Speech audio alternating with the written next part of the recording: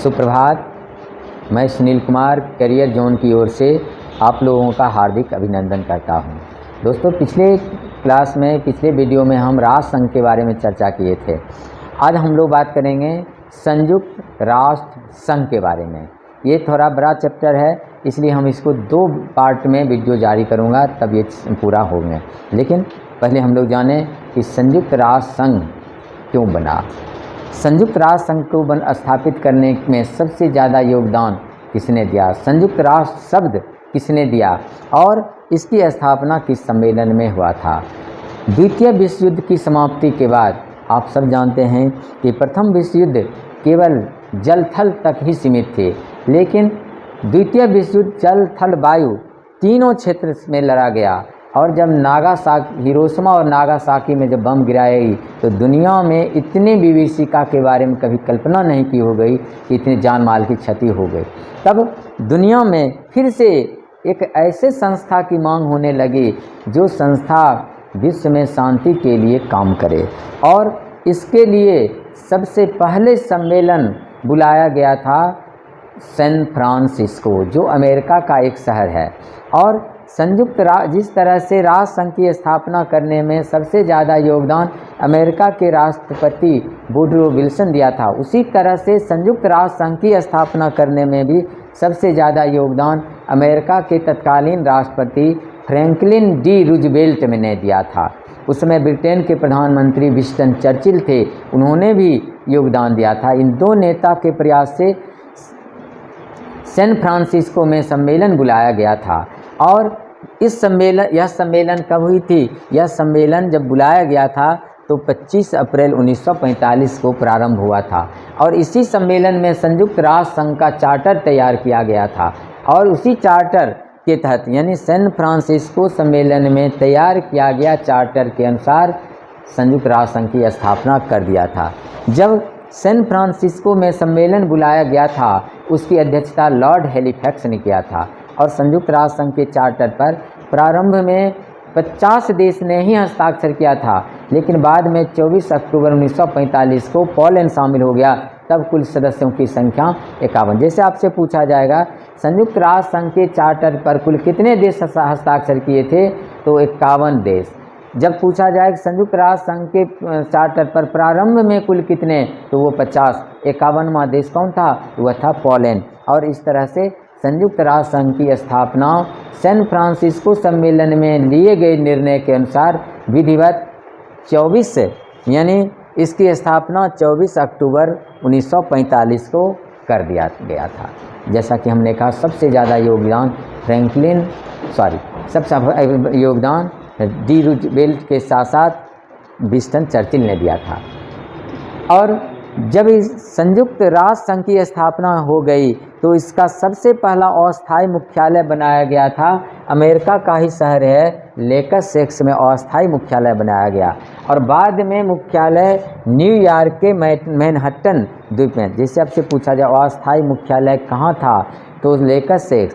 अस्थायी मुख्यालय कहाँ बनाया गया, तो वह मैनहट्टन द्वीप न्यूयॉर्क में बनाया गया था। और न्यूयॉर्क में जब बनाया गया था तो वह 17 एकड़ ज़मीन पर है। हमारा अभी वर्तमान में जो संयुक्त राष्ट्र संघ का मुख्यालय है वह 39 मंजिल का है, 17 एकड़ ज़मीन पर फैले हुए हैं। और वो 17 एकड़ ज़मीन दान में किसने दिया था? रॉक डी फेलर ने दिया था। उस मैनहट्टन द्वीप पर जो पहला संयुक्त राष्ट्र संघ के मुख्यालय का भवन 1952 में बन के तैयार हो गया। और 1952 में ही सबसे पहला सम्मेलन और अधिवेशन आयोजन कर दिया गया। ये तो मुख्यालय की बात आ गई। जैसे आपसे पूछा कितने एकड़ ज़मीन में, 17 एकड़ ज़मीन दान में किसने दिया? रॉक डी फेलर ने दिया था। और इसका पहला मुख्यालय कहाँ था? तो लेकसेक्स। अब तक हम लोग बात करेंगे कि उसके झंडा के बारे में। ठीक है, संयुक्त राष्ट्र संघ का जो झंडा है वह हल्की नीली कलर के मानचित्र झंडा पर विश्व का मानचित्र सफ़ेद रंग से बना दिया गया, सफ़ेद से बना हुआ है। जब आपसे स्टेट पूछे कि संयुक्त राष्ट्र संघ का झंडा किस कलर में है, तो हल्की नीली में। और उस पर किस कलर से भी वृत्ताकार मानचित्र बनाया गया, सफ़ेद रंग से। और उस मानचित्र पर जैतून के हार से मढ़ा गया है। जैतून का हार, या जैसे पूछेगा जैतून किसका प्रतीक है? शांति का प्रतीक है। जैतून शांति का प्रतीक था। और ये झंडा संयुक्त राष्ट्र संघ ने विधिवत कब अपना लिया? 1947 में झंडा अपना लिया गया था। ठीक है, अब बात करते हैं संयुक्त राष्ट्र संघ का संविधान। संयुक्त राष्ट्र संघ का चार्टर ही उसका संविधान है, जिसमें 19 अध्याय और 111 अनुच्छेद है। साथ साथ यह संविधान लगभग 10,000 शब्दों में बना हुआ है। तो फिर इस संविधान को स्वीकार कब कर दिया गया? 1971 में संयुक्त राष्ट्र संघ ने अपने संविधान को भी स्वीकार कर लिया। अब बात करते हैं यूएनओ की सदस्य, यानी संयुक्त राष्ट्र संघ का कौन सा देश सदस्य बन सकते हैं। और संयुक्त राष्ट्र संघ अगर कोई देश सदस्य बनते हैं तो उनका नाम चयन कौन करते हैं? नामित। संयुक्त राष्ट्र संघ का अगर कोई सदस्य बनना चाहता है तो उनके नामों का सबसे पहले प्रस्ताव सुरक्षा परिषद में रखा जाता है, और सुरक्षा परिषद के बाद तब उनको नियुक्त महासभा के द्वारा कर दिया जाता है। संयुक्त राष्ट्र संघ के सदस्यता उन्हीं देशों को दिया जाएगा जो कुछ शर्त को पालन करेंगे। शर्त यही है, सबसे पहला है वैसा देश जो संयुक्त राष्ट्र संघ के चार्टर में विश्वास करे, वैसा देश संयुक्त राष्ट्र संघ के उद्देश्य को पूर्ति करने में मदद करे, और तीसरा है वह देश शांति का पक्षधर हो। वैसे देशों को ही सदस्यता दी जा सकती है। ठीक, अब हम लोग बात करें कि संयुक्त राष्ट्र संघ के कार्य करने की कौन सी भाषाएं हैं। संयुक्त राष्ट्र संघ के काम करने की मुख्य भाषाएं दो ही हैं, अंग्रेजी और फ्रेंच। लेकिन संयुक्त राष्ट्र संघ में 6 भाषाओं को मान्यता दिया गया है, जिसमें अंग्रेजी, रूसी, फ्रेंच, चीनी, स्पेनिश, अरबी। इनमें से सबसे अंत में अरबी भाषा को स्वीकार किया गया है। जैसे आपसे पूछा जाए कार्य करने की मुख्य भाषा, तो अंग्रेजी और फ्रेंच।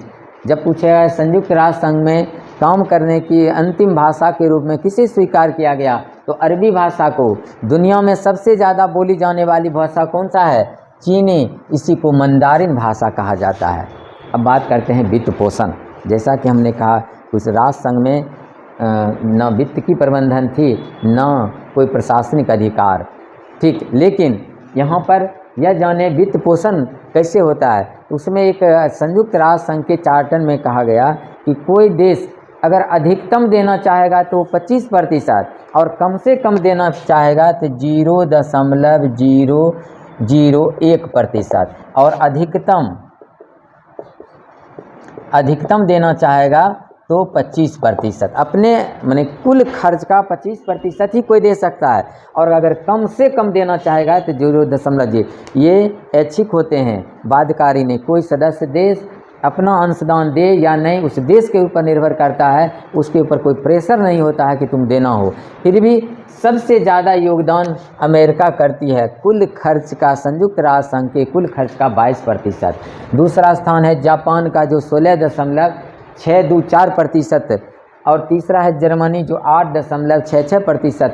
चौथा है ब्रिटेन जो 6.13%। चीन देती है 2.667%, और हमारा भारत का योगदान रहता है 0.341% के रूप में दिया जाता है। संयुक्त राष्ट्र संघ का जो बजट होता है वह महासभा के द्वारा पेश किया जाता है। संयुक्त राष्ट्र संघ का बजट हमेशा महासचिव, जो संयुक्त राष्ट्र संघ के महासचिव होते हैं, वो पेश करते हैं, और जिसका अनुमोदन महासभा के द्वारा किया जाता है। संयुक्त राष्ट्र संघ के चार्टर के 17वें धारा के अनुसार हर साल बजट पेश किए जाते हैं महासचिव के द्वारा, और संयुक्त राष्ट्र संघ का जो बजट होता है वो 2 वर्ष के लिए वो बजट होता है। दोस्तों, आज का वीडियो मैं यहीं समाप्त करता हूं, और फिर हम लोग दूसरे क्लास में उपलब्ध होंगे। इसी संयुक्त राष्ट्र संघ के अंग का दूसरा भाग, ये पहला भाग आज जारी किया हूँ, दूसरे भाग हम लोग अगले क्लास में बात करेंगे। तब तक के लिए बहुत बहुत धन्यवाद।